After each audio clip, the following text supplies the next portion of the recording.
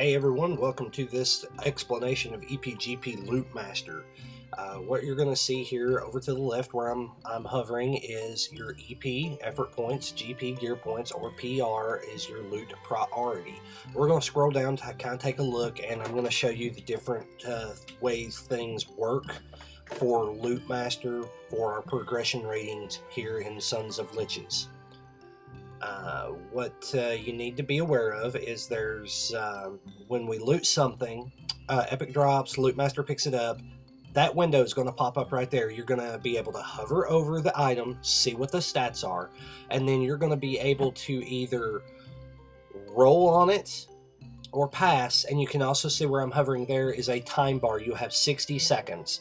You can roll a major upgrade for your main spec, a minor upgrade for your main spec, off spec, greed, or you can pass if you don't want the item at all. Greed would be stuff like BOEs. You can also add a note to send to the Loot Master. You just click that little note button and say, hey, I really want that epic, you douchebag, and save it.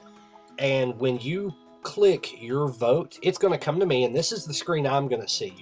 Your window's going to go away, but I'm able to see, hey, I really want that epic UD bag, and of course I'm not going to give it to you simply because you called me a D-bag. But what I can do, however, is send it back out. Now, say two people here, say the person below me there are two druids, myself, for example, and Guire, for example, both druids. We're both rolling on this item. We both have the exact same EP. See those rolls there?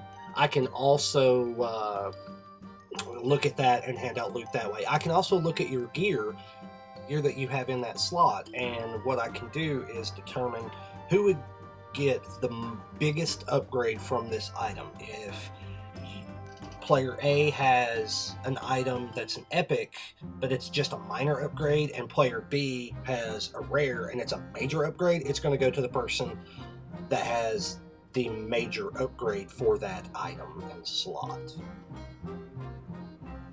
Just to reiterate, you've got 60 seconds from the time it pops up. You can roll major upgrade, minor upgrade, off spec, greed, and pass. That's major upgrade for your main spec, minor upgrade for your main spec, off spec rolls, greed rolls, and pass.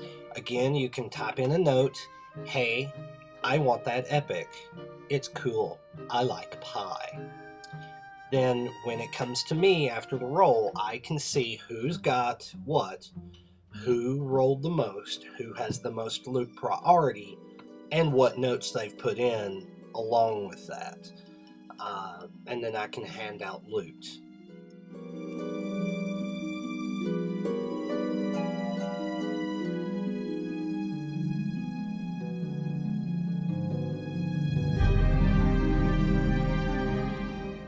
The officers and I went into Tempest Keep on Saturday just to goof off, give it a trial run so we could make this video and demonstrate. As you can see here, Guire's EpGp and loot priority is kind of screwy because we docked him for getting an item that was vastly superior.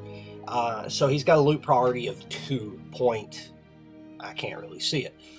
Whereas everyone else in the guild kind of has about a 70 rating, and that's how much loot priority they have over Guire. Now, when on Tuesday, everything will be reset. Everyone will have 0 effort points, 1 gear point, and loot priority will be 0. And we'll go over later in this video what you can do to earn effort points.